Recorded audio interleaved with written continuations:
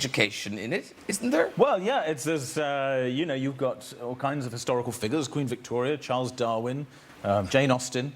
So it aims, I mean, to please everyone from sort of 5 to 85. Yeah, because I was telling you, I mean, proper big laughs when I saw it in you know, with a jaded audience. Well, that's very good news. Yeah, yes. It was great. You should be thrilled with it. I am. This is my pleased face. Okay. Yeah.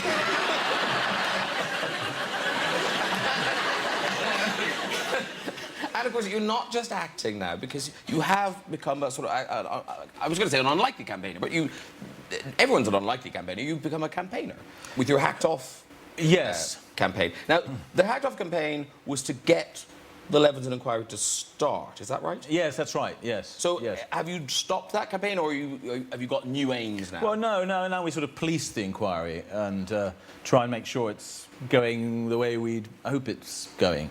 And, but I think it is. I mean, I'm rather a fan of Lord Justice Leveson. I think he's doing a great job, and I find it you know, unmissable television, actually. It is really good to watch. It really is. Yeah. And are you surprised at just how big the story's got, and it's, you know, getting bigger all the time, even this week, new developments? Well, not really. I mean, I've been ranting and raving for years about all this, and you know, people rolled their eyes and thought, poor Hugh, he obviously is drinking a bit too much. You know, when I said, oh, but you don't understand, they've corrupted the police and the government are, you know, completely emasculated by these people. And no one really believed me, but I think it's becoming clearer and clearer that I wasn't completely mad, or those of us who were saying the same thing weren't completely mad. I really feel like we ought to big you up, because you picked a fight with people who generally win. Well, in PR terms, it's not a classic move to take on the tabloid press. I agree with it, yes. But luckily, because I don't do many films anymore, I'm sort of, that's not such a worry to me.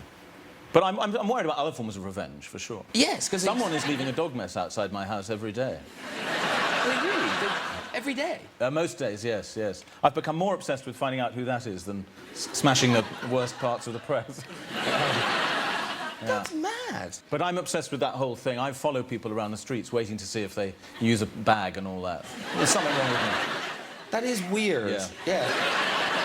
Because maybe it's one of those people that I've scolded before. You see, I don't like it if they use the bag and then leave the bag there by a tree. Yeah. What's the point of that? That's more disgusting to me than the dog mess in the first place. No, I think it's better than the dog mess, but sometimes there's no bin and you are carrying that bag for a really long time. I've had to carry a bag for ages. I remember doing a walk by the canal in Leeds, and there aren't any bins there, and I have my bags with Daisy, and I've had to collect and do the whole walk, and then the whole walk back, and then my pocket's nice and warm afterwards, but I've had to do the whole walk, because I am a responsible dog owner. But you've got a little dog. I've got a huge dog. It's well, that's heavy. different, yes. Yeah, it's like a handbag. It's like I've done shopping by the time I get home with it. Terrible. But in terms of the tabloid press, and Joe, you've never shied away from your opinions of the tabloid press.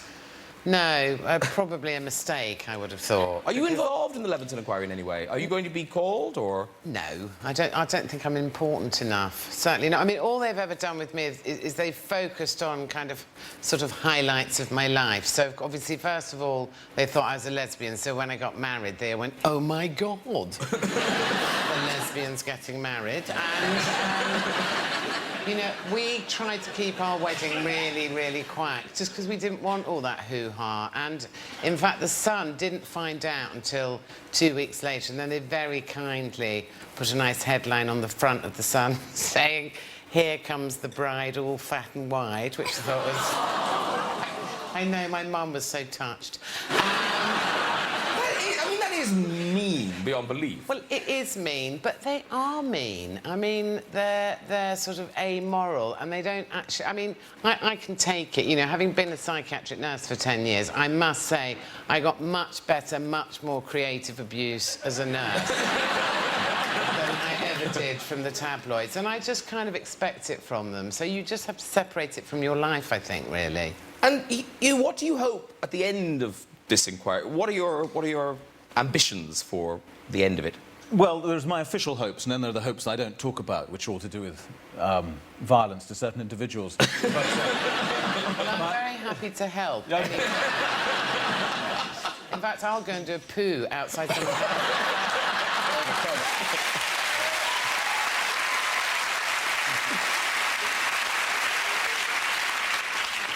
So do you think it will have a lasting effect?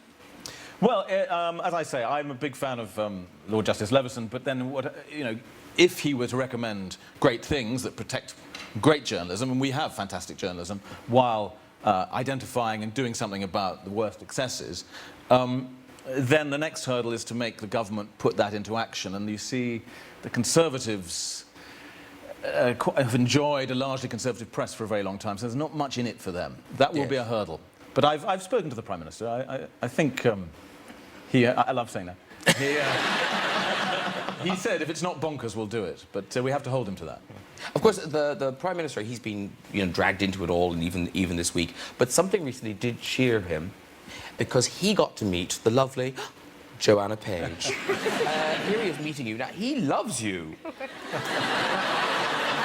he just had his nails done. What's... My husband was quite worried after that, because I said, if I can make David Cameron bow to me, I'm going to make your life a nightmare now. And then, what the hell did you say to him here, in this next picture? And you told him how many Tory voters there are in Wales?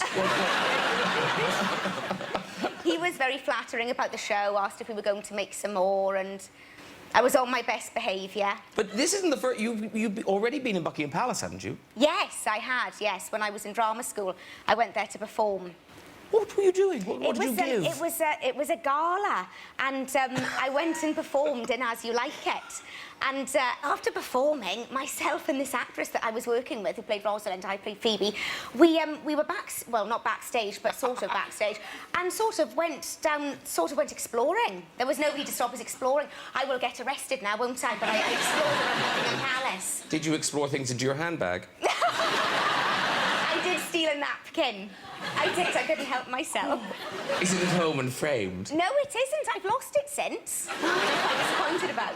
Ooh. Did you get anything from number 10? No, but as we were leaving, I went to the bathroom and I looked around and I just had this overwhelming urge to steal something, because I thought I'll probably never go back into number 10 again. But there wasn't anything, and I thought, well, the only thing I could steal is some toilet roll. And I thought, I'm not going to do that. And then I had a fleeting thought through my head, which was, I wonder what's in the bin. And then I thought, oh, for goodness sake, Joanna, get out of the bathroom. I told that to my husband, and he was disgusted with me. But the good thing is you stopped yourself. Yes, I did, Graham. Yes. You were rooting through the thing. I'm almost nervous to ask you, because Hugh Grant has a terrible toilet story. Was it on a French train? It was suggested to me backstage that I might tell this story. Do you not want to? It is a terrible story. I was on a French train. It was just after 4 Weddings had come out. And... I didn't realise... Yes, because people were being very nice to me. French people kept saying, oh, we love your film. And I said, oh, thank you, very nice, thank you, thank you. And I was by myself going to some film festival. And I had a terrible pain in my arse.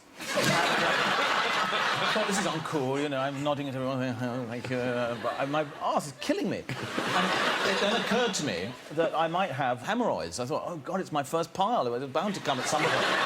This will be it. And I became fixated. I thought, I have to see this thing. It's so painful. So I went to the loo on this very modern TGV French train. And I thought, I've got to look at my arse. So I tried. It's very, very...